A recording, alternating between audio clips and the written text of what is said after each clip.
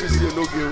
Tẹ́ bá fẹ́ mọ̀ nípa àṣà Yorùbá, tẹ́ bá fẹ́ mọ̀ nípa àwọn òṣèré, tẹ́ bá fẹ́ mọ̀ nípa aṣọ oge pátí, ẹ wo Bisi Ologe. Ẹ mọ̀ kí mi ní púrọ́bù bẹ́ẹ̀ ló ṣe wà. Ẹ gbà bẹ́ẹ̀.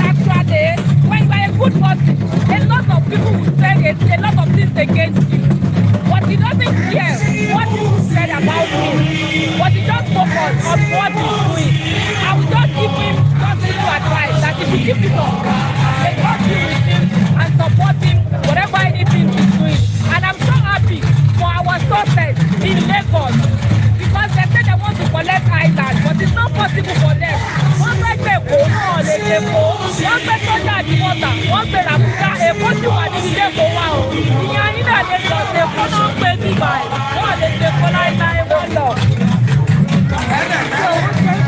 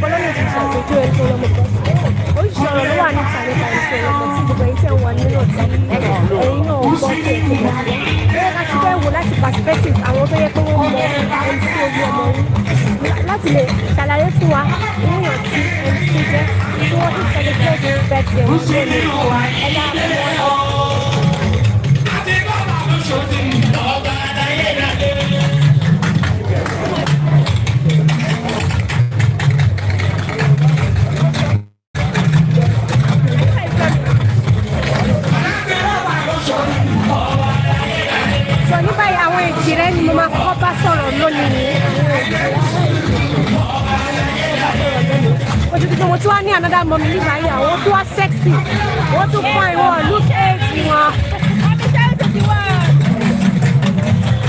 Okay. Àwọn èjìrẹ́ mi mo kọ́kọ́ fẹ́ bá sọ̀rọ̀. Ẹ rí pé wọ́n pupa.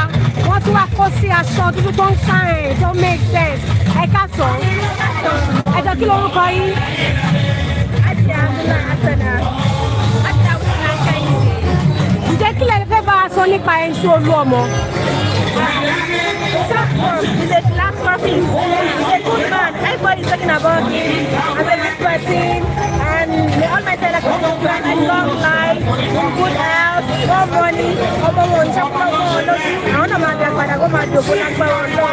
We love him. Shout out to him. Auntie Alsena, Auntie Alsena. We love him so much. Yes, we love you. Enjoy your day. We are here to celebrate. What's up with President Omaje? What's the name of President Omaje? Yes, sir. We are the member of Omaje.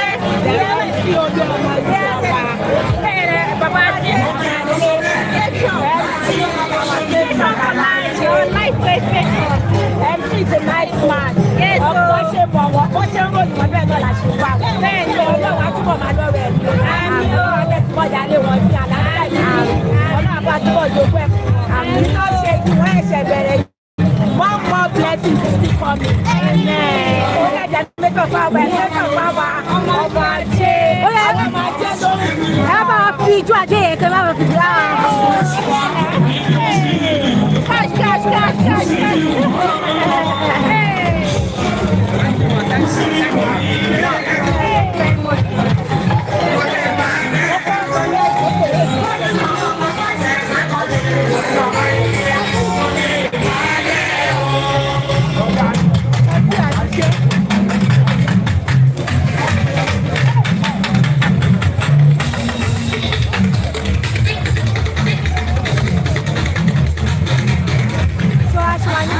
Bisi Ologe. Àwọn sì ń jẹun lọ́wọ́ àwọn ẹlẹ́sìn ìkura wọn. Bákan náà òṣèré lọ́kùnrin Lalude àwọn náà wà lórí àkàlẹ́ báyìí. Àti ní olórin tó máa kọrin lórí rẹ̀. Òun náà ni ọmọ bàbá wa.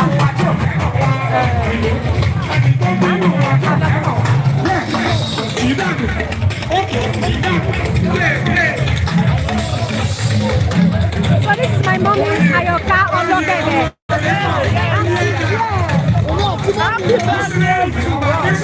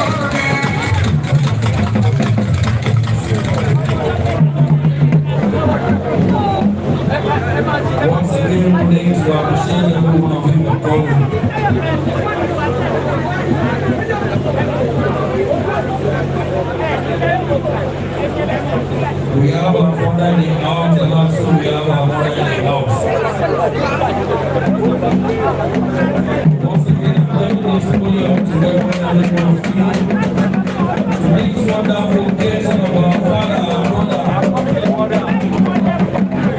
Lovely that we are talking about what? We are talking to call it the box. You know the importance of the box. So I think àwọn ọ̀gá tó dọ̀gá wọn fi ọ̀tà ọ̀gá náà wọn náà láàrin àwọn ọmọdé wọn sọ pé àwọn oníṣàṣẹ́ǹtì ọ̀gá dúra wọn lọ we are still coming to that side which I know we are here because of our border to celebrate with our main man Lalude. Mo wà pẹ̀lú mọ́mì mi Àyàká Ọlọ́gẹ̀dẹ̀ and àwọn náà wá celebrate birthday àpàdé yìí tẹ̀ lórúkọ Àyàndọ̀tí Emmanuel lórúkọ gbogbo yìí lẹ́mọ̀ mi sí Àyàká Ọlọ́gẹ̀dẹ̀ àti bẹ́ẹ̀ ẹ kọ́ mọ̀ mí yìí o adúpẹ́ lọ́wọ́ yìí fún gbogbo àtẹ máa ń wò wá lágbára lọ́wọ́ òkúta tí wò wá òkúta kí náà ń ṣe lẹ́nu rọ́dà wa ọkọ wa àbúrò wa ó ń ṣe ọjọ́ lónìí Alhaji Musilu àti àgbẹ̀sọ̀rọ̀ ọmọ tó jọ ọmọ lọ ni títí ìníwẹ̀ nítorí pé àyè ọmọ Adésọyà ó kó obìnrin lé báyìí ó kó obìnrin gan ni ó pápá jùlọ àwọn àgbàlagbà ó respect wọn lágbára lọ́wọ́ ìlú èkó lágbára Elédùmarè kò ní mọ sàárì ọmọ ìlú àjà obi tó bá dojúkọ báyìí ọ̀nà ló máa máa jà tó bá sọ́wọ́ ní a máa dún ẹ̀dùn àwọn nǹkan tó ṣẹlẹ̀ oríire di méjì fún lóṣù bàbá wa Bọ́lá Ahmed wọ́n di president Sanwó-Olú ti wọlé ẹ̀kejì congratulations double celebration là ń ṣe lẹ́nu ẹ̀yìn tí wa ojú yóò ní kó owó tẹ tí fúnra fíìmù wa ẹ̀ ní owó náà ẹ máa mọ bí tẹ tí mú Ọlọ́run yà máa bá yín sọ̀kọ̀lọ́pọ̀ thank you so much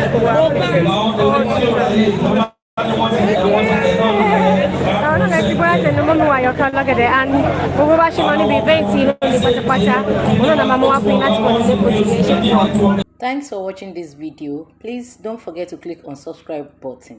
Kindly comment and share. We drop new videos daily. Thank you. God bless you.